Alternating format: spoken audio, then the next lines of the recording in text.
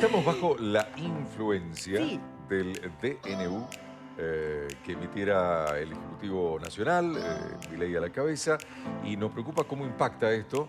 Bueno, en tanto se está discutiendo todavía, pero hay cosas que se están dando, como digo, bajo el influjo del DNU, el Decreto Nacional de Urgencia. ¿Cómo impacta en algunos temas que son de la vida cotidiana? Está con nosotros, gracias a Dios, Romina Ríos, titular de Protectora ONG. Hola, Romy, ¿cómo va? Buenos Hola, días, Ro. ¿cómo les va? Digo, gracias a Dios porque vos tenés una sapiencia que nos ilumina y nos ayuda a entender algunas cosas, ¿no? En principio, para abrir el juego, y vamos después punto por punto, ¿qué opinión tenés del DNU? De cómo está impactando en la vida cotidiana de los argentinos. Siempre hago una distinción entre lo que es lo legal y lo que es la realidad que vive la ciudadanía, más allá de lo político.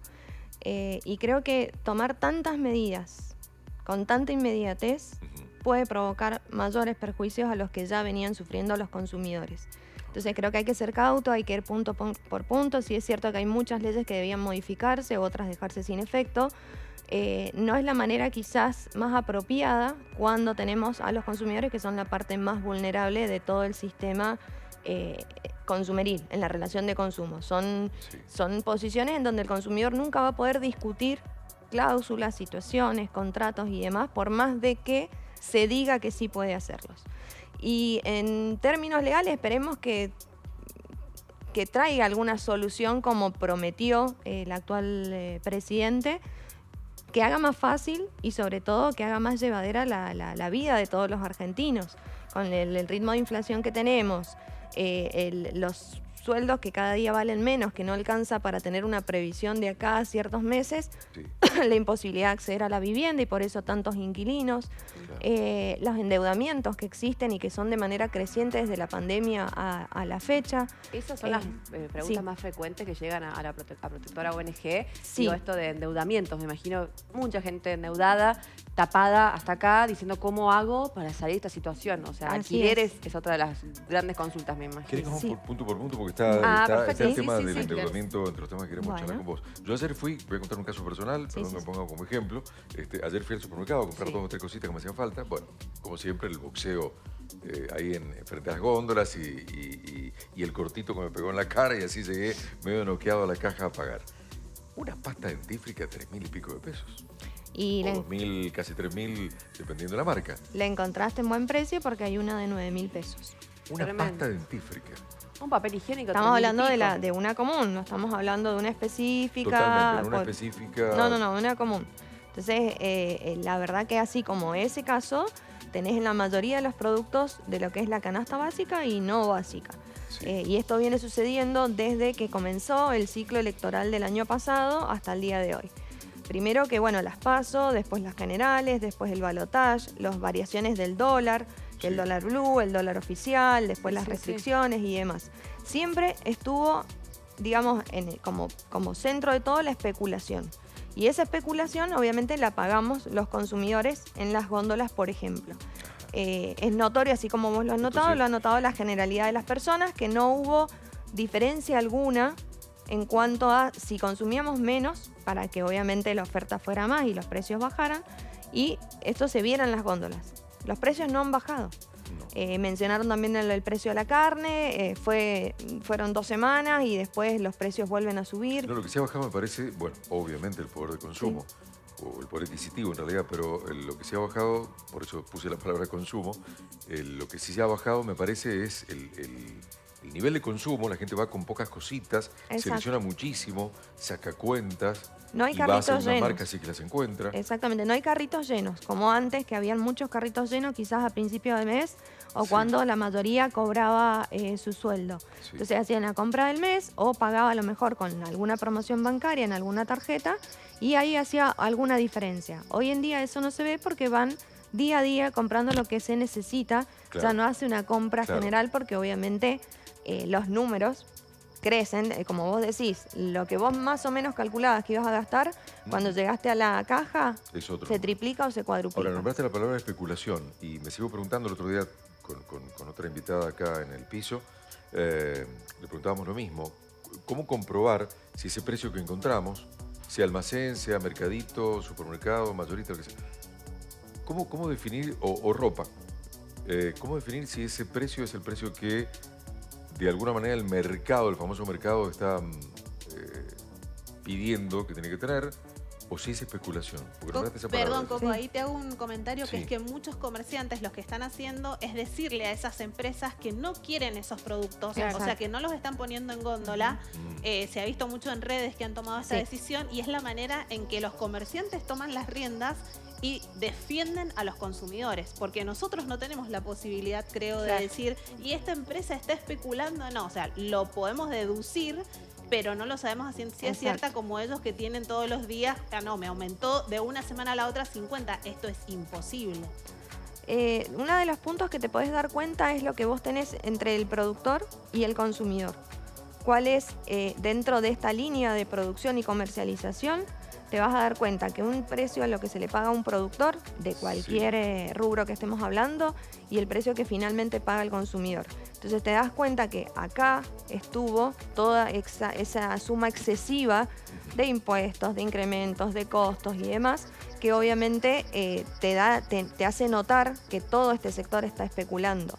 Se suman obviamente muchos elementos como el aumento del combustible que se paga para todo el transporte de mercaderías y demás, pero no es un número que sea identificable para el consumidor o fácilmente identificable. Exactamente. Como decías, el comerciante quizás lo puede saber, por eso han tomado ese tipo de medidas que no siempre son muchos los que se acoplan a la misma.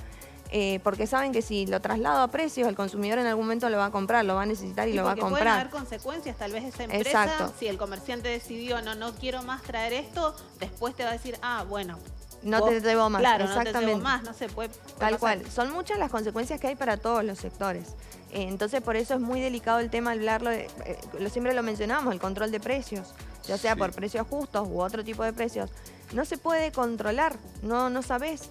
En realidad sí se sabe, pero ¿cómo vas a sancionar eso? ¿Cómo No. vas a sancionar que el supermercado tenga guardado en su depósito un montón de mercadería y no la saque a la venta? Esto es lo que se discute mucho con el liberalismo, digamos, o la intervención del Estado.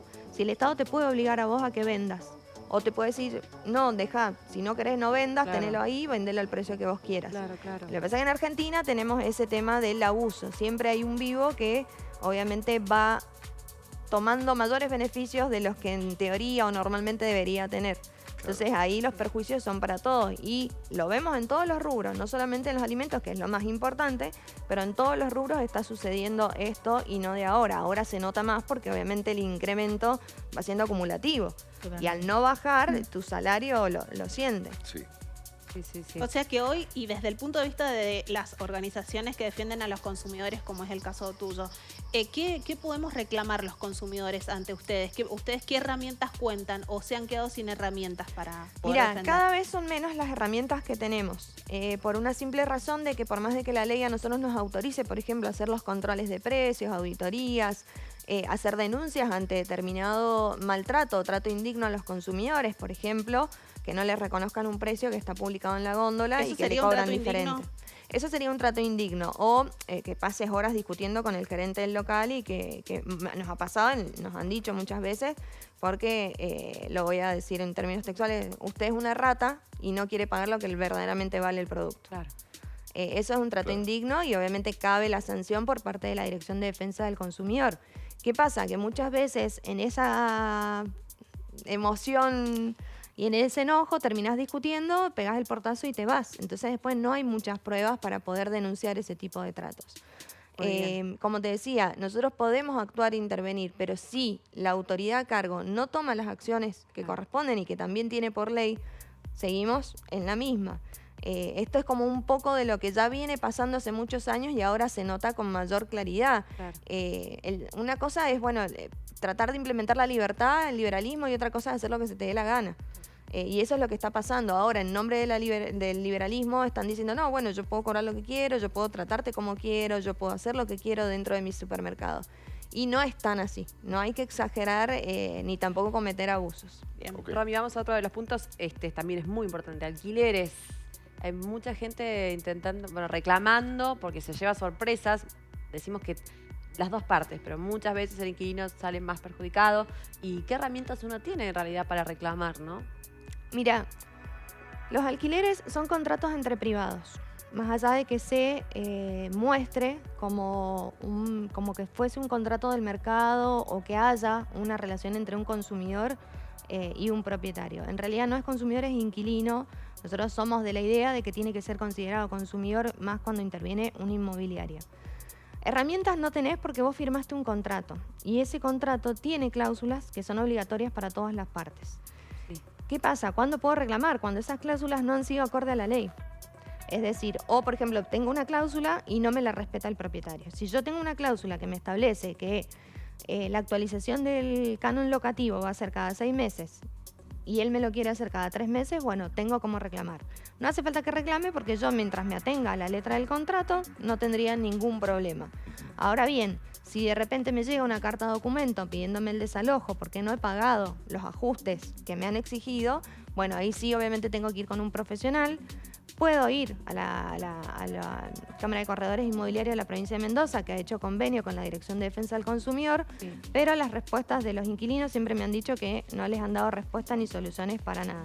Por ende, es en vano. Entonces, sí o sí, ya ante un profesional, y ahí sí comenzar a contestar esa carta de documento y ver si se inician o no acciones legales de una parte o de la otra. Ok. Pero esas son las herramientas que nosotros tenemos. Primero, antes que nada, leer el contrato. Y con el contrato, ahí sí nos pueden preguntar, de hecho nos preguntan un montón, ¿esta cláusula es válida? ¿Esto se puede poner? ¿Esto no se puede poner?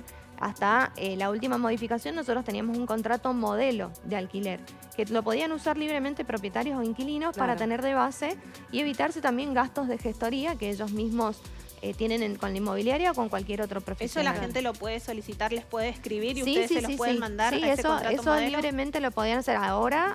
Antes también lo teníamos para que pudiesen tener una guía orientativa de cómo es un contrato o cómo tienen que estar redactadas las cláusulas. A veces hay personas mayores que alquilan su casa y no saben cómo hacer un contrato de alquiler. Entonces, bueno, esta es una herramienta como para ayudarlos a hacerlo porque es en base a la ley.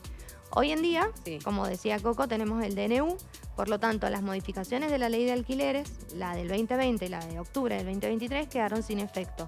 Volvemos hacia atrás a lo que es el Código Civil y Comercial, que era lo que nos regía antes. En principio, si yo no tengo un plazo estipulado, lo podemos estipular, podemos decir que tenemos 3 meses de alquiler. A nosotros como inquilinos no nos conviene, porque nosotros no estamos de turismo. Exacto. Claro. Queremos vivir Exacto. en esa casa. Entonces 3 meses ir renovándolo no nos conviene. Pero bueno, puede estar la posibilidad de que alguien esté esperando mudarse a otro lugar y provisoriamente quiera 3 meses alquilar. Claro. Podemos hacerlo por 3 meses, 4, 6, 12, pero si no tenemos ese plazo establecido, la ley considera que tenga un plazo mínimo de 2 años en ese contrato. Ok. Y los ajustes también los podemos pactar nosotros libremente y tomar algún índice, el que también se establezca, el valor de la nafta, los índices de precio al consumidor, la inflación, el índice de salarios, eso lo podemos estipular entre las partes. Volvemos a lo mismo, el inquilino no lo estipula, sino que acepta las condiciones del propietario o de la inmobiliaria si tiene un intermediario. Sobre este punto, el tema del alquiler, ¿no? Te hago una pregunta concretísima. El otro día un amigo me dice, me han subido el precio del alquiler y las expensas exageradamente. ¿Se puede pedir a la inmobiliaria o a quien te alquila ¿cómo llamarlo? El desagregado, el detalle de por qué la expensa subió? Si responde, por ejemplo, a paritaria del servicio de seguridad o a qué. Sí, que en teoría las administraciones te tienen que dar un detalle. El tema es que los Exacto. números cierran. El problema, el gran problema es que la lavandina subió un 700%. Claro, O sea, empiezan a los ponerte el números, argumento. los números te dan. La Claro, macana es sí. esa, que lamentablemente los números te dan y vos tenés que ir como muchas veces un gilipollas y poner lo que Sí, te sí. dicen, ¿no? Sí, Lamentablemente. primeramente... En esto de la inflación, los números, las administraciones son tremendas y no hay, me parece, un respaldo donde uno pueda quejarse. Todavía no. No hay. Todavía es tremendo no. las Ahora administraciones de los inicialmente departamentos. está, Funciona como quieren. Se inició el año pasado, creo, en la Universidad Nacional de Cuyo, la carrera de los administradores de edificios. Claro. O sea que a partir de ahí va a ser otro, digamos, el juego Claro. y el rol que cumplan. Sin embargo, recordemos también que todos esos cobros, esas acciones que realizan los administradores sin rendir cuentas, también rozan la esfera de un delito penal o de una acción civil que uno pueda denunciar. Entonces no es que un administrador, porque sí lo nombran sin cumplir lo que dice la asamblea o el contrato de copropiedad, que pueda cobrar el monto que quiera o que haga redondear los números sin tener las facturas correspondientes o ticket correspondiente de todos los gastos. Es un gran negocio, y lamentablemente, demás. para muchos. Sí. O sea, me da la sensación de que el desamparo de los inquilinos es tremendo y no sé, la justicia no existe, digamos, o es muy lento el proceso, o hay ningún abogado quiere hacerse cargo de ciertas cuestiones porque no se entiende, porque no están... Hay o como un porque gris quizás en ese el inquilino aspecto. dice no voy a iniciar un proceso legal por esto, que sabes que realmente no sabes si cierra o no cierran esos números verdaderamente, pero decís no, voy a iniciar un proceso penal por esto, no me Muchos voy a se meter terminan mudando, en te terminas en mudando problema. antes de ir Sí, a lo que un pasa juicio. es que hay consorcios y consorcios. Hay consorcios de barrios privados en donde las expensas son un monto bastante Claro, considerable te termina y yendo. alto. Y lo que pasa es que tenés disparidad de intereses, porque tenés propietarios, pero también tenés inquilinos. Entonces el propietario, mientras haya un administrador y lo puede pagar, no se hace mucho problema. Mientras alguien lo Y pague, el que claro. pueda denunciar tampoco cuenta con el apoyo del resto de los vecinos. Exacto. Entonces no llega a cumplir la Exacto. mayoría para poder impugnar alguna de las decisiones que toma la asamblea o que toma el administrador en representación del consorcio. Exacto. Entonces es muy complicado, pero sí es obligatorio que el administrador presente el detalle de las expensas bien, punto por punto, y detallando lo que son los gastos ordinarios de los extraordinarios, que es lo que conocemos como las expensas ordinarias o extraordinarias en el habitual, digamos, no Exacto. legalmente, sino en el habitual. Sí, sí. Las extraordinarias no las paga el inquilino, las paga el propietario.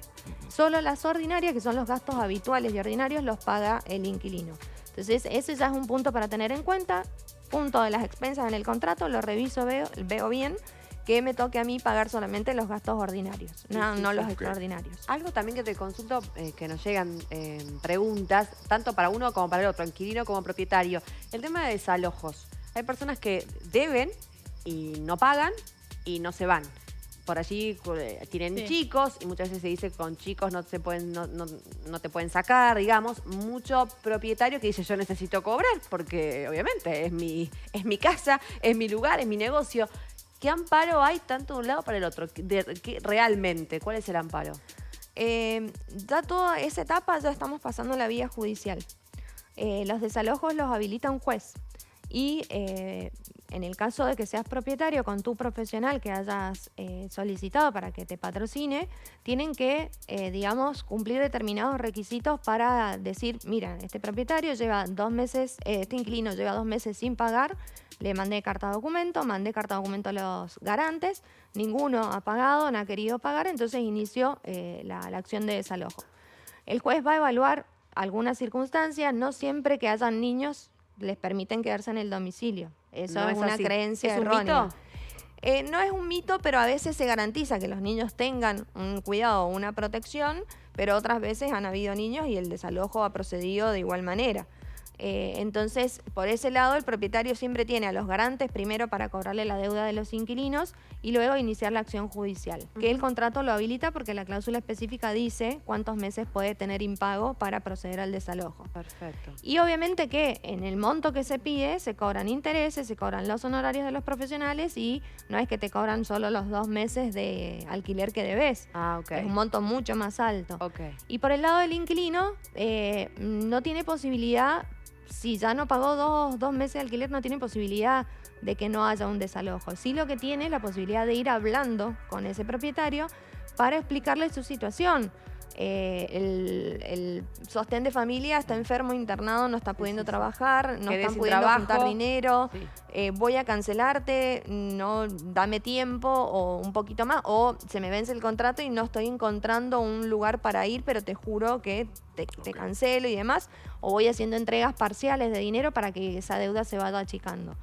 Esa es la única herramienta. Luego sí, puede pasar y ha pasado que han llegado cartas documento con pedidos de desalojo que no correspondían, entonces en ese caso ya sí contestás la carta documento con un profesional y en ese caso no habría mayores problemas porque obviamente si el profesional sabe te va a decir que no corresponde y que cuando vaya a la justicia un juez lo va a desestimar porque no cumple con los requisitos que establece el código. Romy, pasamos rapidito por el tema, bueno, endeudamiento, lo hacíamos al comienzo, las deudas con tarjetas de crédito. A mucha gente se le hizo una bola imparable y hoy se encuentra con qué hacer, ¿no?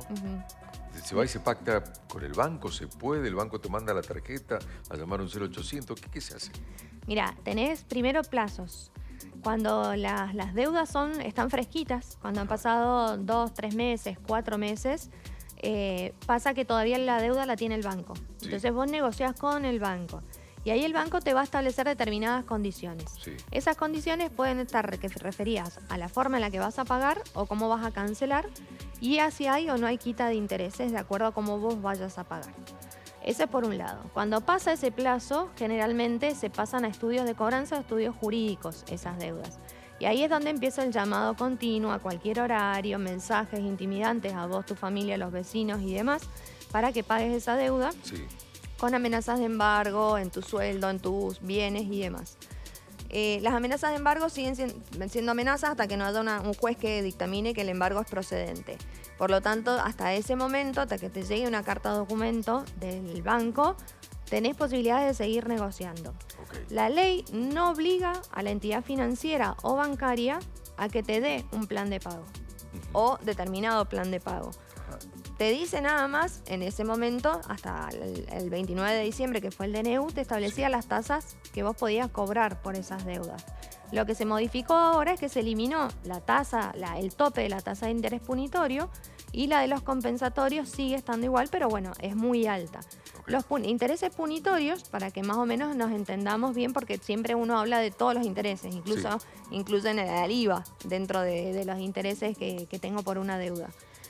Los intereses punitorios cuando yo no pagué nada, no pagué ni el mínimo ni pagué el total del resumen a la fecha de vencimiento. Ajá. Hasta ahora no voy a tener, a partir de ahora, de los consumos que yo haga desde el 30 de diciembre en adelante, no voy a tener tope. El banco me va a poder aplicar un interés aún más alto del que ya venía aplicando. Y los intereses compensatorios son aquellos intereses que a mí me cobra la entidad cuando pagué el mínimo, por ejemplo. Entonces esos tienen, digamos, 2 puntos. Primero, si yo tengo una deuda hasta 200.000 pesos, el interés compensatorio se está yendo alrededor del 302% anual, la tasa nominal anual. Y en el caso de que sean mayores a 200.000 pesos, está alrededor del 450%. Entonces ya son números mucho más grandes a los que veníamos trayendo. Ahora el punitorio me lo pueden cobrar más alto, entonces hay que tener ojo para todos aquellos que se estén endeudando ahora. Los que se endeudaron antes, lo que pueden hacer es ir acordando planes de pago. ¿Cómo lo acuerdo? Siempre por escrito. Es decir, nada de telefónico, nada de un mensaje, nada de un supuesto estudio. Si me llaman de un estudio, me comunico con el banco y les pido que me manden la autorización o que me digan si ese estudio está autorizado a cobrar esa deuda. Porque ha pasado que han aparecido 3 estudios jurídicos cobrando la misma deuda, le pagué a uno y sin embargo los otros 2 me siguen reclamando. Exacto. Entonces siempre tener certeza de a quién le han cedido mi deuda. Bien. Entonces a partir de ahí yo puedo, una vez que tenga certeza, bueno, concerto con vos un plan de pago. Estos son mis ingresos, esta es mi posibilidad, hasta que no llegue a un acuerdo, no aceptarlo. ¿Por qué? Porque yo acepto ese plan de pago y estoy asumiendo una nueva obligación. Entonces, si yo dejo de pagar este nuevo plan de pago, yo ya no estoy debiendo esto.